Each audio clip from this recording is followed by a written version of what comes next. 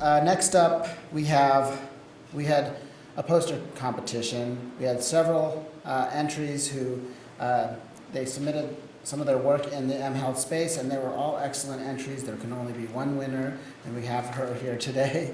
And so next up, we have Dr. Bridget Koontz. Dr. Koontz is a radiation oncologist at DCI, Duke Cancer Institute.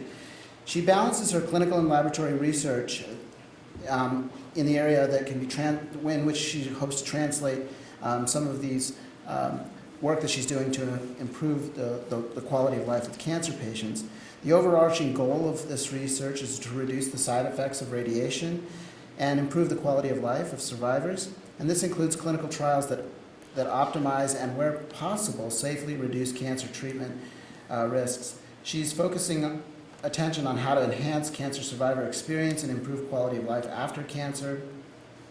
She'll be presenting some of her work, a study that she's doing, and her talk is titled ICanSTEP, Fitbits and Physical Activity Promotion Among Cancer Survivors. All right, thank you very much. It was an honor for the steering committee to be selected as the poster winner. This is the department, my first experience with mobile health in clinical research. It came about through brainstorming with DCI members and cancer control and population services in terms of how to improve and how to really bring the cardiology issues that cancer patients often have and how we can improve those and reduce those for our cancer survivors. So this protocol is currently up and running. I'm going to talk a little bit about how we've designed it and how the mobile health intervention is going to work. The study is entitled The Increasing Physical Activity in Cancer Survivors Through a Text Messaging Exercise Motivation Program, or ICanSTEP. So just some background into why we think this is an issue.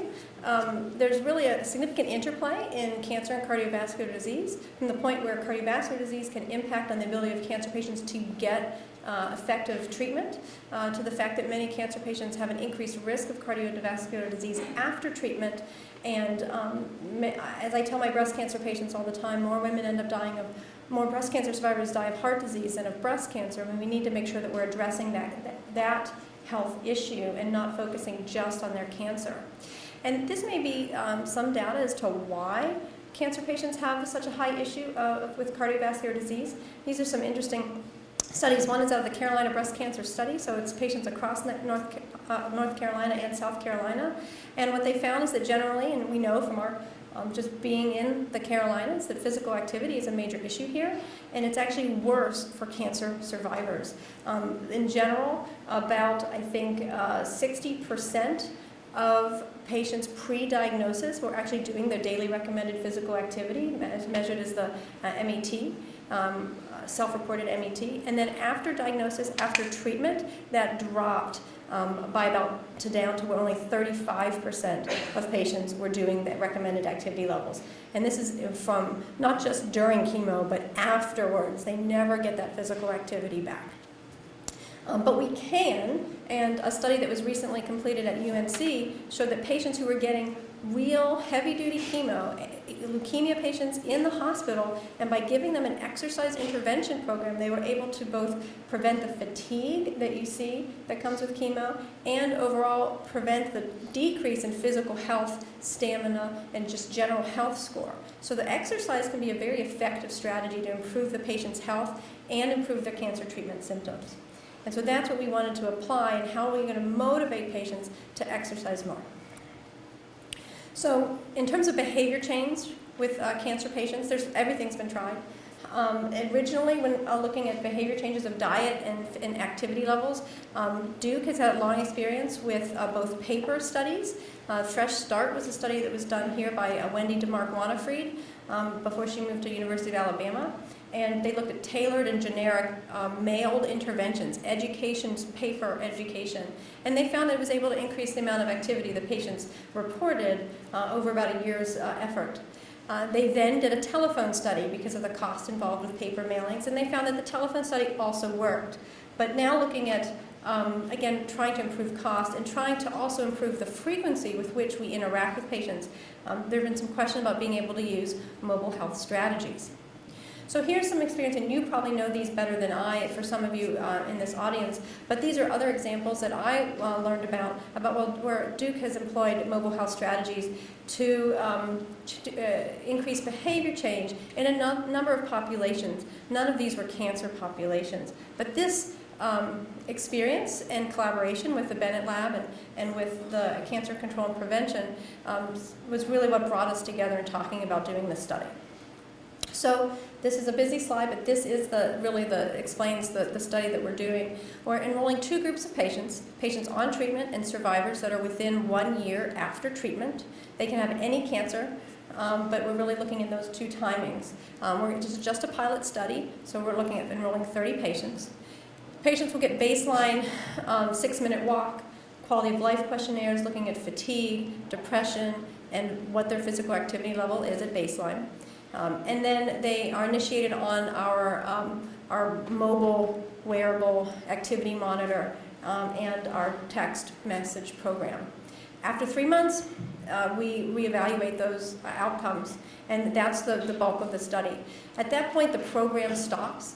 We are going to follow up with patients at 6 months to see if they are still exercising, if they're still using their Fitbit, but they won't be getting the daily intervention the daily text intervention after 3 months.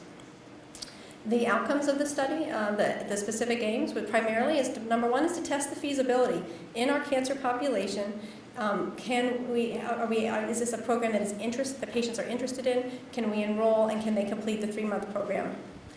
We also wanted to look at efficacy, of course, and so we're using steps taken daily as our primary outcome, and then the other quality of life outcomes as well. And then we wanted to evaluate the timing, whether patients on treatment versus patients within the survivorship mode of their care are one group or the other better in terms of the feasibility, or even in terms of just being able to increase their activity level. Does one group do a better job of that? And that way, when we look at the next step, we can determine what the right timing is for the intervention. In terms of eligibility, any patient with a cancer diagnosis is eligible. They do have to have a good life expectancy. It doesn't have to be a curative intent. Palliative patients could go on, but we are looking for patients for whom that we expect exercise could improve their quality of life for a substantial period of time. They do have to be sedentary, and sedentary we define as participating in 2 or less days of dedicated physical activity per week, and then they have to have access to a smartphone. We have very limited exclusions. We tried to make this as open as possible, so the only exclusions are that limited to the safety of exercise and a nickel allergy because of the wearable monitor. This is not a specific aim, but one of the things that we wanted to look at is whether we could apply this technology to both either an academic and a local rural community settings. And that's because I think, again, this issue of physical activity and obesity is very prevalent in rural Carolina. And so we wanted to try and reach out to those communities to see if we could do a text messaging system and have that make a difference. There were some concerns about feasibility. How many of those patients have smartphones, have text messaging plans? And that's one of the reasons why the feasibility was very important for us. So in terms of the actual intervention, once the patients enroll, they are given a Fitbit. The API then pulls the data from the Fitbit on a daily basis. And Eric, I can speak up to exact questions that you have about this. I'm the clinician here, I'm not the programmer. And that it pulls that information also for steps taken and for minutes of physical activity, and pulls it into our engine.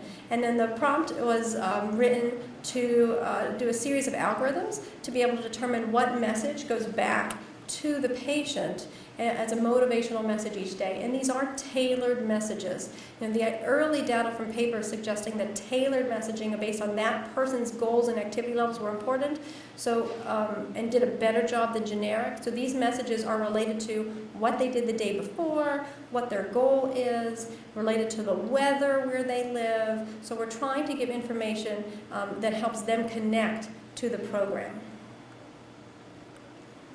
So each baseline goal is going to be set based on a series of questions that the patient answers about how active they are during the day. And then, as I said before, we retrieve the steps and active minutes, We compare it to to the previous information, and they get a daily message, and then they also get a weekly summary message. And then one of the other things that we've designed here is because our baseline is related to self-report, there is some concern that the self-report may not be truly accurate. And so after 2 weeks of Fitbit data, we will reevaluate the patient goal and adapt that so that we have an appropriate goal for them to reach.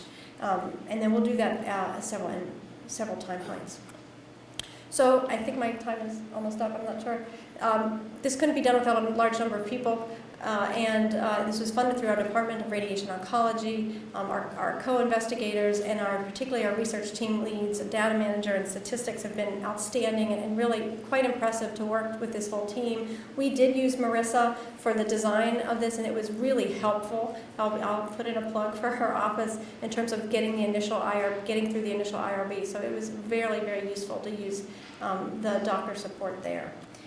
So I think that's my talk, and I'll put in a plug for exercise and cancer, and I'll take any questions.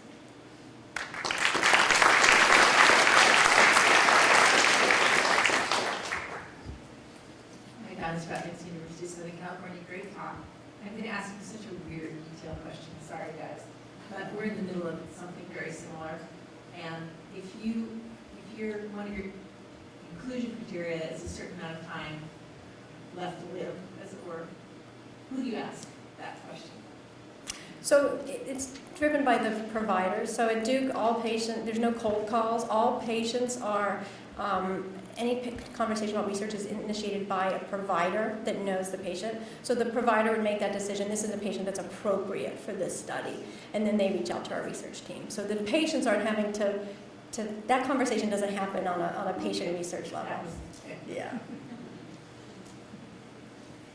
All right. Thank you very much.